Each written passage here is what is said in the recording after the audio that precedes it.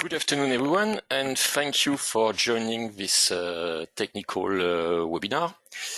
Today at Diana, we are very pleased and honored to welcome Dr. Nilofar Malek-Gaini and Dr. Christopher Abela, who are both structural engineers within the AECOM's US wastewater business line. So we are very proud to have them today as a guest lecturer. And today they will discuss some of the numerical work they have done with Diana when doing the evaluation of a cast iron trunnion assembly. So they will discuss this topic. First, Chris will start the presentation, followed by Nilofar, and they will go through the work that they have done. For the one who are familiar with our technical webinar, you already know that during the whole session, your microphone will remain muted. But you have the possibility to type your questions. There is a question box in GoToWebinar, so you can type your question there. And I will keep an eye on the question box, and at the end of the presentation, I will scan through. And if some of the questions are relevant for the whole audience and about the topic of the presentation, I will address them to Nilofar and Christopher, and they will decide if they can reply directly or if they need more time to come with an answer. Having said that, please welcome Dr. Christopher Abela, who is going to start the presentation. So, Chris, if you can unmute yourself, the floor is yours. All right, thanks, Jean-Claude. I'll go ahead and start the presentation. Thanks, everybody, for joining. So, my name is Chris Abela, and I'll go ahead and just turn my webcam off. I just want to say hi to everybody real fast here. So a little background on myself. I'm a licensed civil and structural engineer in the US. I have 17 years of experience, specifically in the field of hydraulic structures. Prior to coming to AECOM, I worked for the United States Army Corps of Engineers. And there I worked on several what they call mega projects. So this included the Folsom Joint Federal Project, which was so large it was in multiple phases. So I participated in phase 3 and phase 4. Other projects included the Fargo Diversion Inlet structure, the Wild Rice River structure, and several others kind of around the US. From these projects, I developed a broad range of experience in hydraulic structures, and this included the design, evaluation, and construction. After I was with the Corps for 9 years, I then transferred over to AECOM, where I decided to return to school to go back to get my PhD at the University of Maine. And at the university, I studied and researched the re-anchoring capabilities of grouted post-tension anchors for trunnion girders. And here, while I went to school and finished my PhD and then continued working at AECOM, I continued to develop and broaden my experience in hydraulic structures. So this includes, specifically Tainter or radial gates, vertical lift gates, sector gates, penstocks, pump hydro facilities, intake towers, and a broad range of various other structures like spillways and things like that. Over my career, I've also authored several papers on hydraulic structures, and I do this to kind of share knowledge and advance the state of the art of the practice. And with that, I'd like to go ahead and let Nilofar introduce herself. Thank you, Chris. Hello, everyone. This is my pleasure to be here today. This is Nilofar Malek-Gaini. I'm a structural engineer with over 8 years of professional experience. In the earliest stages of my career, I was focused on design, analysis, and health monitoring of a structural system across a wide range of infrastructure projects.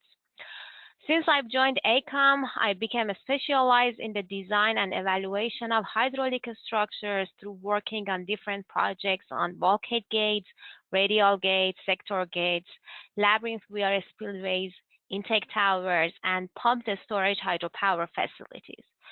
During working on all of these complex structures, I was involved in feasibility studies, structural assessment, detailed design, as well as development and applying innovative automated solutions.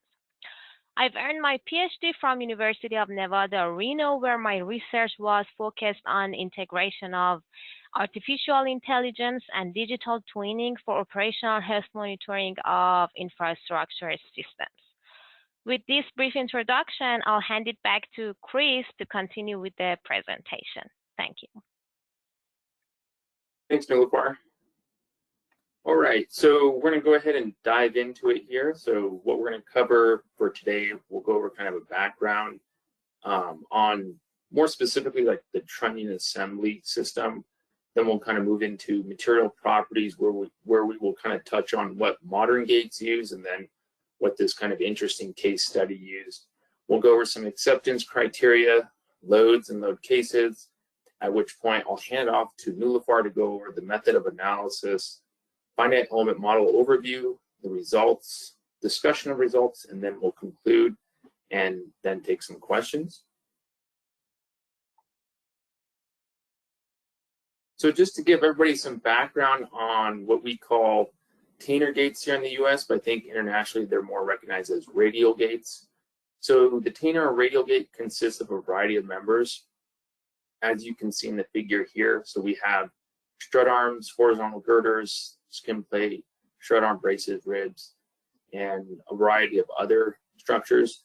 What I'd like to draw your attention to is actually the trunnion transition hub shown here, which attaches to a trunnion assembly. So this is really where we're going to be focusing on in today's presentation. So additional background, so we're going to kind of go over more of a modern trunnion hub design and a trunnion transition hub design. So here we have the actual hub, which represents the cylinder, and here we have what's called kind of a trunnion transition hub. And so the trunnion transition hub is composed of a built-up section of steel that essentially collects the forces from the various strut arms and directs them at the cylinder or hub. Now within this hub, it's typically made of a forging, and it houses a bearing and pin, which you can kind of see here. And it allows the gate to rotate, open and close to allow flood releases or water releases through the gate itself. Now supporting the pin is the trunnion yoke assembly. So here's the pin again. We have the yoke plates here, which support it, and then these are typically anchored, which you can kind of see here, to a trunnion girder, which I don't show fully here in this picture, but typically it's connected to a concrete or steel trunnion girder to transfer forces from the strut arms to the girder, which is ultimately anchored to a concrete pier. Just to give you a little bit better view of what all the internal pieces are, here's an isometric exploded view of a modern trunnion transition hub and trunnion yoke assembly. So you can kind of see, if you can imagine, all these pieces kind of fitting together that show all the different elements that make up this trunnion transition hub and the trunnion assembly. So this is, again, more of a modern design. And additionally, for modern gates, especially in the US, they're all made of steel or welded fabrications, like you can see here. This gives you a better view of the actual trunnion girder. So again, we can see the strut arms coming in. They go to this trunnion assembly, which is anchored to the trunnion girder, and all these PT anchors or post-tension anchors go into the pier. And all of the elements of the trunnion transition hub and the trunnion assembly are typically made of steel, and more specifically, if you're following the engineering manual 1110-2-2107, which is a Corps of Engineer or a USACE manual, the material of choice is typically ASTM A709 grade 50, or grade 50 is a yield strength designation, so that's 50 KSI, but in metric, it's 345 megapascals. And so just a little bit more background, this material is highly ductile, which is why it's an attractive material to be used in this structure. So now we'll kind of dive into the case study. And so here we have an existing trunnion transition hub and trunnion assembly. And as you can tell from right off the bat, it's very different than what we just discussed for the modern design. And from experience, this is not that uncommon of an occurrence. So a lot of gates are very custom and very one-offs at various dams. So it's not too unusual to get kind of different arrangements and different configurations. But generally speaking, the functionality between the modern and existing trunnion hubs are typically the same. So in other words, they serve the same purpose. They have a lot of similar elements. So the motivation behind the evaluation of this trunnion transition hub and trunnion assembly, and I guess I should say more specifically the trunnion assembly, was these cracks that started becoming observed during gate inspections through rope access. And the cracks were observed on either side, so on one side or the other. And they were always occurring kind of on the faceplate of this casting. Going into material properties, so as we discussed in the modern trunnion assembly, it was all steel fabrication. However, during review of the as-built drawings, you can see here it specifically calls out cast iron, pin required. Again, in the notes, we also see the CI designation, which allows for the allowable stresses. And so as we dug into this, there were several things that we noted. A couple of these were the construction date. So it was from 1929 through 1931 is when this was built.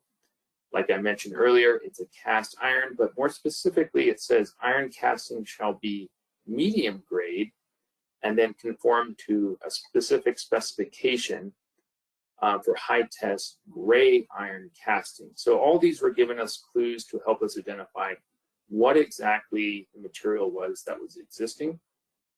So doing a little bit more research based on the construction date and literature searches into the reference provided here, we believe that the actual cast iron material was likely this QQI651 or the ASTM 848 class 20 standard. So here we can see this is a gray iron casting. We can see the date is very similar to when the actual trunnion assembly was cast or built. And we also can see that it has this designation gray iron casting and it says medium casting. So all these were kind of clues to suggest what the actual material was that we were dealing with. As we started digging deeper into the material properties, we uncovered that unlike steel, cast iron is not isotropic, so we do not have equal behavior in tension and compression. And you can kind of see from this stress strain diagram here, we can see that here are various elements in steel. There's a call out for wrought iron. In our case, it's cast iron, and so this is in tension, and the bottom is in compression. And what you can observe here and here is that cast iron is actually very brittle in tension, and we have a lot more capacity in compression. So this was, references are attached here on the graph. Some additional material properties that we also determined for cast iron were the elastic modulus, which is again different than steel. Normally for steel in the US, we would use 29,000 KSI. And so here, the actual cast iron, I think this might be a typo, but I think it might be 13,500 KSI. So it's quite a bit. The modulus is less. And then we also, this is it's 93 megapascals. And I have to double check if this might be a little bit of a typo. The Poisson's ratio is 0.211. And so, again, further evaluation on the material properties kind of underscored that, these properties regarding the tension and compression difference were actually, so from the previous references and this reference, it kind of supported the notion that we have very high compressive strength and a very weak tension strength. So here was another reference which we found gray iron and the compression strength, which we believe was a typo here because they list the ratio as 3.7. So when you multiply this times the tensile strength, you actually get 83 KSI. So again, we're seeing a very high compressive strength relative to the tensile strength. Some additional items that we noted is that in the US, typically in steel design, we use kind of the Euler buckling formula to determine the buckling capacity of steel sections. But what you can see here from this study is that here in green is the actual Euler buckling formula, and all these data points represent cast iron testing of columns. And you can see that if you actually use this Euler buckling formula, it actually might be unconservative. And a better formula to actually use is the Rankine-Gordon formula, where it provides more of a lower bound to kind of estimate the buckling capacity of a cast iron column. And we further kind of supported this conclusion with another study, or actually a book on cast iron columns from 1921. And here again, we can see test data that's been provided. And again, this Rankine-Gordon formula being proposed to kind of predict its behavior. Regarding acceptance criteria, so after taking into account the various references that I went over, we determined that the maximum, or we kind of decided the maximum allowable tension stress was going to be 6 KSI or 41.37 megapascals. So this is basically matching what the as-built drawing said. We also determined or selected the maximum allowable compressive stress to be 49.7 KSI or 342.67 megapascals.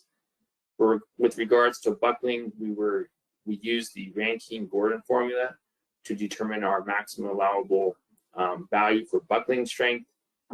And just to kind of reiterate, so we took the values here and we plugged them into this formula. So in lieu of 80,000, we swapped this out with 49.7 KSI. Also, within the guidance that we followed, sometimes there is a stress modifier, which the Corps of Engineers Manual EM 2107 requires. For this presentation, we left this off, so the stress modifier was not included. This stress modifier kind of carries the intent of, for structures that are difficult to inspect or corrosion or uncertainties, they kind of add an extra kind of value that reduces your allowable strength. Moving on to loads and load cases.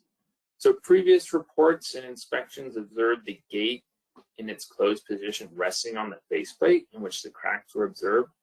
So thinking back or recalling the cracks and showcasing how they developed, when people were in the field, they actually observed that the actual bottom strut arm might actually be pushing on the plate, which may be causing the cracks. So this study carried two objectives. We wanted to validate or invalidate the theory that the faceplate cracked due to the weight of the gate.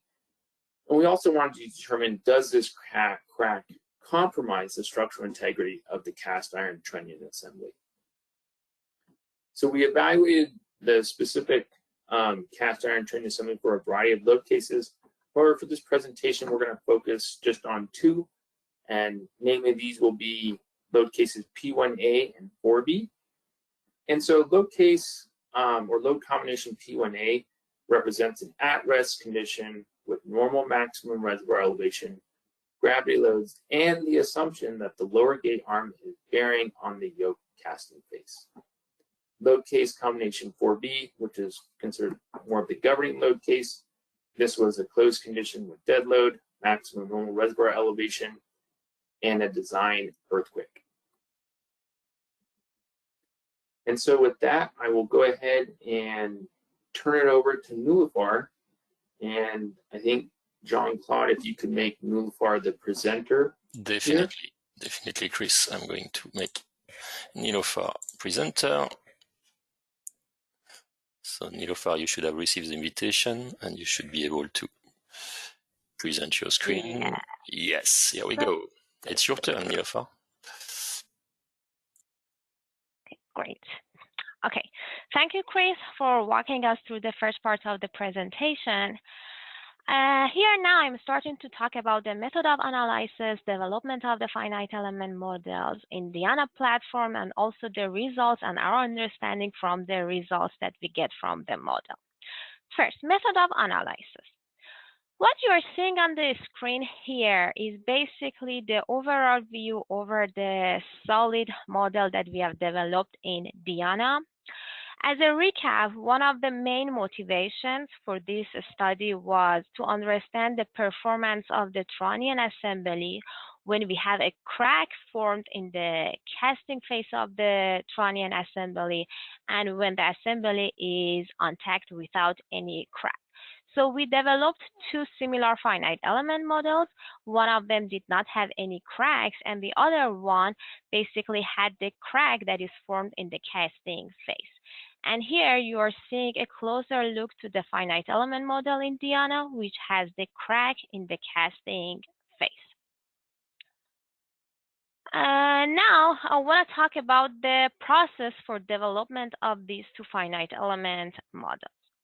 The very first step is to development of the solid elements, which are basically the overall geometry of the elements that we have in our model. For this purpose, first we developed a 3D model in AutoCAD, and then through a very simple process, we imported that 3D model to the Diana platform. Now that we have the solid elements in Diana, we define the boundary conditions. In this situation, in this problem that we have, we know that these supporting faces are anchored. So basically, we define them to be restrained in all of the three transitional degrees of freedom.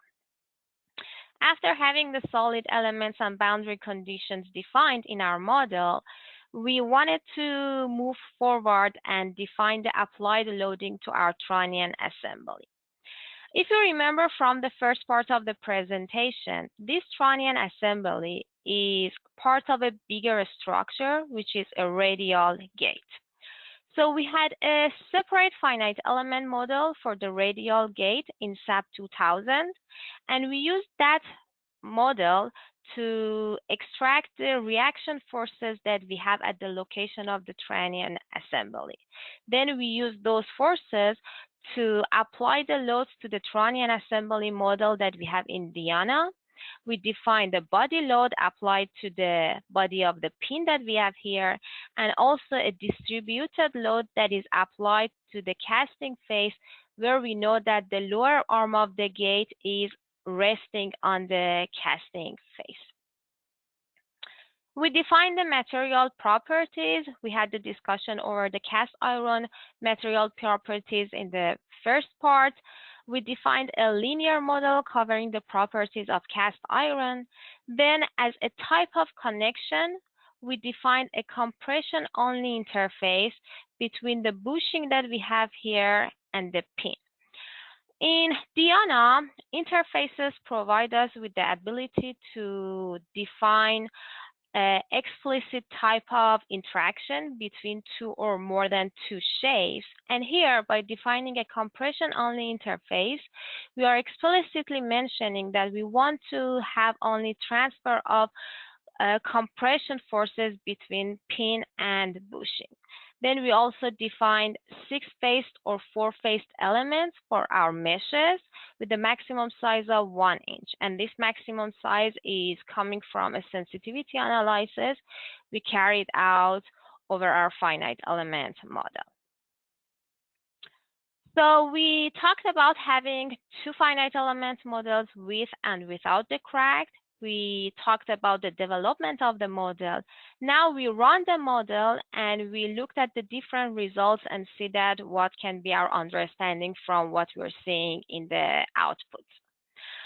The first mode of the results that we are looking at are the local tension stresses. Again, as a reminder, the material of this trunnion assembly is cast iron, and cast iron is very brittle in tension with relatively small tension strength. So it is really important for us to get a good grasp over the level of the tension stress and its distribution in the model of the trunnion assembly that we have. Here we are looking at the models with crack and without the crack condition under load case P1A. Load case P1A is the load case in which gate is at the closed condition, but the lower gate arm is resting here at the casting face. On the right-hand side figure, you are seeing that even under uncracked condition, we are seeing an elevated level of tension stresses in the casting phase. So basically, this can be an indicator for us that having the weight of the gate resting on the casting phase might be the root cause of the observed crack in the casting phase. And when we look at the left picture, where we have the formation of the crack in the casting phase here, we see that the distribution of the tension load is now unsymmetric, which can suggest us that if the situation continues with having the lower gate resting on the casting phase, we might see the growth in the existing cracks, and also we might see formation of new cracks even at the opposite side of the casting phase. In this slide, we are seeing the local tension stress distribution for cracked and uncracked conditions for load case 4B. Load case 4B is the closed condition of the gate in which we do not have any bearing of the weight of the gate on the casting phase, but the gate and trunnion assembly is going under a high level of seismic event. And in this load case, you are seeing that both under cracked and uncracked condition, we are seeing high level of local tension stresses beyond the value of yield stress for the material that we have. So we can say that if some high levels of loading, like high seismic events, take place at the location of the gate, we might see some localized deformation in our trunnion assembly at the locations with a high level of tension stresses, and definitely inspection would be required. After looking at the local tension stresses, we move forward and we take a look at the local compression stresses. What we are observing in the distribution of the compression stress in all of the load combination is that we have a high level of compression stress at these bearing stiffeners. We are seeing the stiffeners here, and we can say that those that are directly behind the location of the pin are under a higher level of the compression. And one observation specific to load case P1A with the bearing load is that because of having the weight of the gate, the lower arm of the gate bearing on the casting face, we see that we have some high levels of compression, some elevated compressions in the casting phase. But now when we move to next slide and we look at the results of the compression stress for load case 4B, we see that now that we do not have the gate arm bearing on the casting phase, we don't see any elevated level of the compression in casting phase. But the other observation that we see is that still in this load case, we see some elevated compression stresses in the stiffeners. But again, as a reminder, cast iron material has a pretty good strength in compression. Here, I'm showing you a quantitative presentation of the results that we talked about them in the previous slides. Here we are looking at the ratio of the demand to capacity for the tension stresses. When we look at the results for load case P1A under uncracked and cracked conditions, we see that when we look at the yoke casting phase, the DCR value, short for demand to capacity ratio, is pretty high. So we can say that having the weight of the gate resting on the casting phase gives us high levels of tension. And when we have the formation of the cracks, this ratio even gets higher, which can be an indicator for the critical situation that we may have growth and formation of new cracks. Looking at the DCR values for load case 4B, you see that for each element, we have reported 2 DCR values. In the top one, we have used the allowable tension stress as a capacity, and on the lower reported DCR values for the capacity, we have used the actual yield stress of the material. But in all of the cases, you are seeing the DCR values that we are getting, even under uncracked conditions, are above the value of 1, which was an indication for us that during high seismic events, we might have some deformations and locations with high tension stresses in our trunnion assembly. Next tables give us DCR ratio values for compression stress. As you are seeing here, we do not have any red values, no DCR over the value of 1, which is the acceptable value for us. But again, you can see that the DCR values for the internal stiffeners are a bit higher than the other structural members.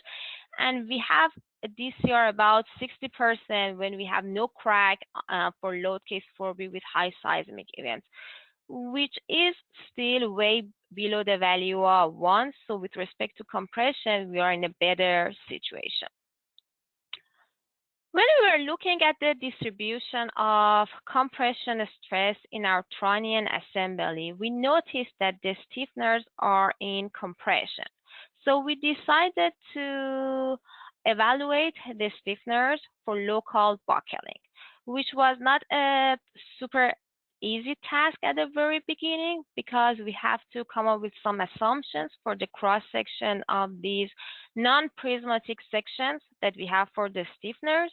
We have to assume a reasonable tributary area for these members and use Diana to extract the demands on each of these stiffeners. So we came up with 2 methods to carry out the evaluation of stiffeners for local buckling. In the first method, we assume the average cross-section for each of these stiffeners. Then we define the tributary area which covers the mid-span to mid-span distances between the stiffeners. And then by knowing the tributary area, we define composed line elements for our stiffeners.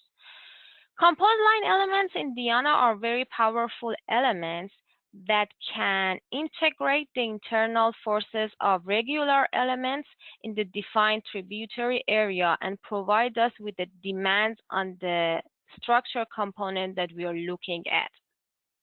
Here, these are the results of the composed line elements. We can see that both in the cracked and uncracked conditions, we have compression in our stiffeners, and the governing stiffeners with the highest level of compressive stress are those that are right downstream of the pin. This is also the same observation we can get from load case 4B. Now, in the second method for evaluation of the stiffeners for local buckling, we only focused on the stiffener, which is right behind the pin. And for the tributary area and the cross-section of the stiffener, we assume the projected bearing area that we have behind the pin. And we define the corresponding composed line element knowing the tributary area, and we got the compressive stresses in the elements. These are the compressive demands that we get at the governing stiffeners. One thing that I want to note here is that as you are seeing in this load case, the range of the compression load that we are seeing in the stiffeners are not changing significantly between the cracked and uncracked condition. And this is the same observation that we are seeing for load case 4B with a high level of seismic events. So basically, we can say that here, formation of the crack in the casting face of the trunnion assembly is not affecting the demands and the performance that we have from our stiffeners, which is a good thing that we can see here. Then, using the demands, we carried out the local buckling evaluation for our stiffeners, and these are the demand to capacity ratio that we are getting for this evaluation. As one observation, again, you are seeing that comparing the DCR values for the cracked and uncracked conditions, we don't see a huge difference. And also these values are around 50%, which we have still a good margin to the acceptance criteria. So again, for the compressive strength evaluation of the stiffeners, we are in a good situation.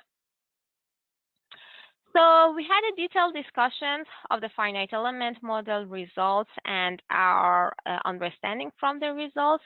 Here I want to have a brief overview on the results and highlight the concluding remarks that we had. We looked at the tension stresses. Based on the contours and the magnitudes that we were seeing in load case P1A, we saw that it is plausible that having the gate resting on the yoke face plate could cause the cracks to develop in the very first place. Also, looking at the results of load case 4B, we saw that in the case of high seismic events, we might see exceedance of yield stress material in tension. So basically, based on these results, we can say that if the situation continues with having the gate lower arm resting on the yoke casting face, or in the case of high loading like seismic event, we might have growth in the existing cracks and also even seeing development of new cracks. We also took a look at the compression stresses, and in load case 4B, we saw some locations with the elevated levels of compression stresses, but we also see that formation of the crack and the crack conditions did not negatively impact these governing regions. And all of the DCR values we found were acceptable, well below the value of 1. So based on these results, we can say that crack condition did not appear to negatively impact the Trunnion's performance, but the regions supporting the pin reaction should be closely inspected in case of high seismic or loading events. We also took a look at the compression strength of stiffeners. We used 2 methods for evaluation of the buckling strength of stiffeners. We understood that the results of the both methods are comparable. They are similar almost, and both methods demonstrated acceptable DCR values. So at this point, I conclude my presentation. I'd like to thank you all for attending to the presentation, and I want to hand it back to Diana team. Thank you. Thank you very much, Nilofar, and thank you also to Chris for this very nice presentation and very comprehensive, very interesting. I see that there are 2 questions, so I'm going to raise this question to you, Chris and Nilofar, and let me know if you can answer. Jean-Claude, before we go to the questions, yeah. I did look into the modulus elasticity for the cast iron. I just want to make that correction in the presentation. So in lieu of 13.5 KSI, it should be 13,500 KSI, or approximately 93,000 megapascals. Yes, so as you suspected when you presented, that's a corrected value. Correct. Thank you for this correction, Chris. I appreciate it. So yeah, as I was saying, there are 2 questions. So let's see, if you can highlight something. The first one is, can you please further elaborate on how you predefine the crack?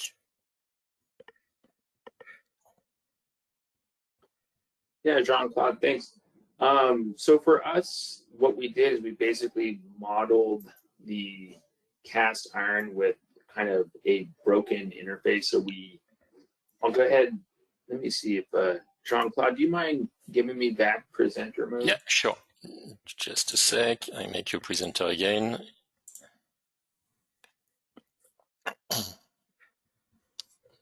You should got the invitation. Yeah. Okay, perfect. So we didn't use any of the features in Diana that can model cracks specifically. So what we did is we actually just modeled a kind of gap between the elements here and then ran the analysis. Okay, thanks. There is another one. It's how did you determine the value for the constitutive model of the interface elements?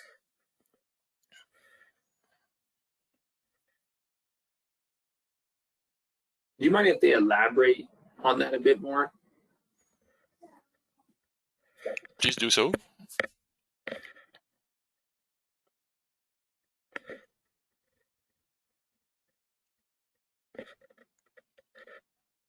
Is it, I'm just curious, is it in regards to like the mesh size? So I see the question is from Longzi Chang. Longzi, you are still online. Can you tell us a little bit more about your questions regarding the value of the constitutive model for interface element? What? Oh, I see. So no, it's about the material parameter. So yeah. Right. So the interface elements. Let me see. Chris, it was at the same slide with the meshes. Okay. So I think, and Nilufar, you can correct me if I'm wrong here. I think so. For the interface elements, we chose a pretty high compression modulus for that. And I want to say, I know this is in English units. Nilufar, did we use something like 50,000 or 50 KSI for a compression modulus? Yes, that is the value that I have on top of my mind right now. But okay.